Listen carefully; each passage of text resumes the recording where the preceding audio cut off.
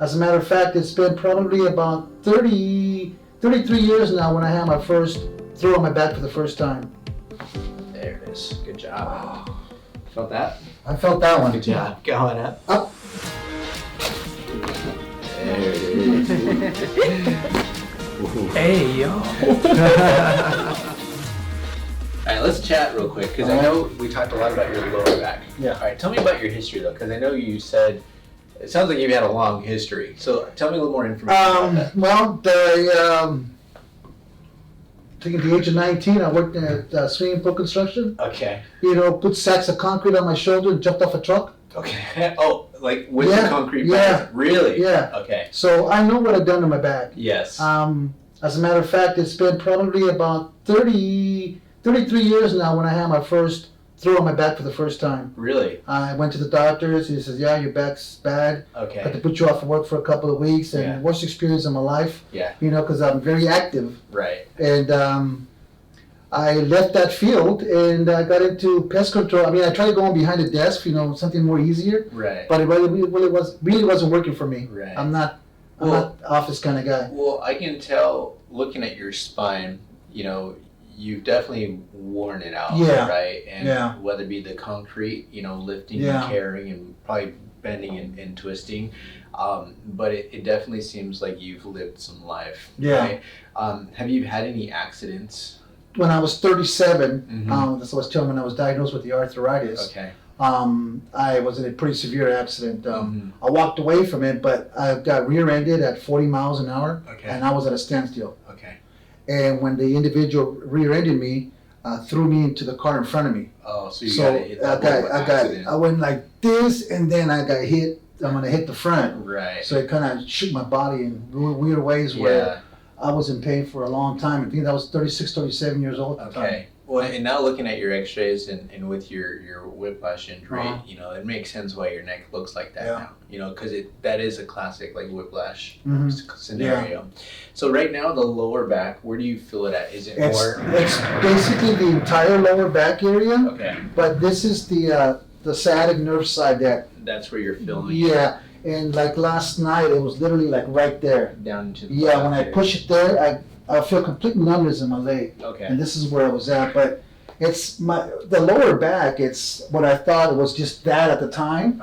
And before I knew it, I go, this is not normal back pain. This is a nerve. Right. Because the way it was affecting me coming down my left leg. Into the leg. Exactly. Yeah. And that would be the sciatic nerve, right? So when that becomes inflamed, it's a big bundle of nerves. So it branches from your lower back and then it swoops in underneath to the pelvis and then it comes out. And so there's a number of issues that could be coming from whether it be your spine or your pelvis. Okay. Now you have issues in both. Right. My job is to figure out which one is the one that's causing it. Yeah, so the biggest thing I always tell people, we don't want to ever guess on your spine. I always tell people if it's not broke, you don't fix it. So we figure out where is the inflammation at, where is the irritation at. You got some pressure at the base of that neck here.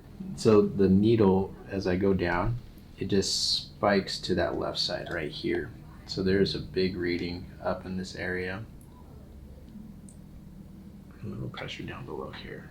Even just looking at your musculature, you have a little bit of a dip on this side, but these muscles are super guarded on that left side. Now looking at your x-rays, your spine, it goes to the left and then it kinks back into the center. So you definitely have some swaying and some curvature on that lower back. So we are seeing that these joints, they're rotating, they're twisting here, okay? 3, 4. There it goes again. 3, 4, and then we have 5. How's that 5 feel? That 5 is triggering my sciatic, going back my glute area you here. Feel it there? Yeah, when you were doing the 5. Okay. See the movement here. Yeah. You feeling soreness on that side? I am. Yeah, so oftentimes what we'll notice is when these joints, when this joint gets stuck and this side overworks, so it becomes hypermobile. Got it. You'll get more movement and that's going to wear that joint even more. So a lot of times we'll feel tenderness on the opposite side because this one is the one that's not moving very well. Yeah, right there. All right, so we got a couple different things that we're targeting here. So the The first thing is this L5 for you. That seems to be really stuck. Okay. We also have this 3 right over here. There is some pressure on this L3 here. Okay. But I want to leave this alone. We have some pressure down below, so I'm going to work on your L5 today. Okay. Now, because of that, we're going to see how your body responds. Okay. And then we're going to rescope and see how this L3 looks. Here's C6, C7, T1, C6. So C7 doesn't like to move at all. Any soreness there? 7 right there, yeah. We're seeing the disc degeneration, the arthritis that we have within the spine. So what I'm looking at, so 2, 3, 4, 5, 6, and then 7. So 7 isn't moving very well. Your 6 is very arthritic here. So we're gonna work on that C7 to get some pressure off of there. And then again, this is where your L5, we talked a little bit about how it pinches back here, it's wide in the front. So that's telling me it's basically, it's sitting back. Any joint that misaligns, it's gonna go back. And it's gonna put pressure onto that nerve. Now your L3 is another area that we're gonna need to address eventually, but I don't think that's the one that's causing your problem. There it is, good job. Felt that? I felt that one. Good job, going up. Up. All right, so let's go and do this. I want to get your upper back. Okay. We're going to get your right arm over here, both feet there. On the pad? On the, or under? on the black part. There you go. And you're going to go face down for me. Okay. So face down, hands right over to this side. Oh, that's too high. I don't want hands up. There you go. Come on down. Excellent. All right. Breathing in for me. All the way out. Relaxing the shoulders. There you go. Again, breathing in one more time. Let it go. Okay, good. Show us some of your salsa dancing. Salsa dancing. Good stuff. Let's see. So any difference that you're feeling already? Anything that you know, I feel my neck feels loose. And when I say loose, anytime I rotate my neck, every time that I rotate my neck, right. That's what I feel. Right now, my neck feels loose. Good. And I feel I don't hear the Rice Krispies. Good. Okay, let's see how this is looking here for us. Good stuff, man. Yeah, that's already starting to reduce there. So again, once we're, basically, essentially what we're trying to do is we're breaking up some of that scar tissue. And as we break up that scar tissue, it's going to start to loosen up like you're saying. Yeah, that's looking much better. Let's take a look at the rest of the spine. Yeah, that L3 is starting to reduce here as well.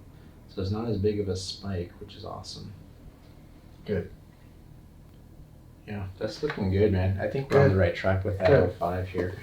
So basically, so again, what we did today, essentially we worked on this L5.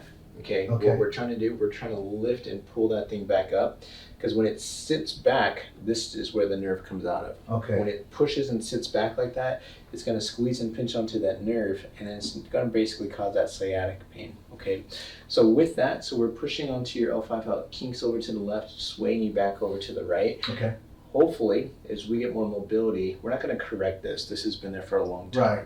But if we can ease up the tension off of the muscles, ease up the tension off of the nerves, that's when we're going to start seeing the bigger relief. Understood. Same thing with your neck. It's been that way for some time. So, you know, sometimes we'll get really big snaps, crackles, and pops, but we're not looking for that. Right. We're trying to get movement into the joint, so then that way it starts to loosen it up. Yeah. Okay. Gotcha. So we'll see how that does. And like you said, they're kind of glued together. We're going to eventually separate them. Correct. Okay. Yeah. And oftentimes, once we get more movement in the joints, oftentimes that's where the release starts to happen with the joints. And that's okay. We can just see how your body does. But I do think I want to go to your L3 later on. But right now, we're just going to see how your L5 does and then your C7. Okay. When you come back in next time, we'll assess where you're at, okay? Okay. But I'm happy with where we're at, man. Thank you. Thank you so much. Appreciate it. You're all set. Thank you so much.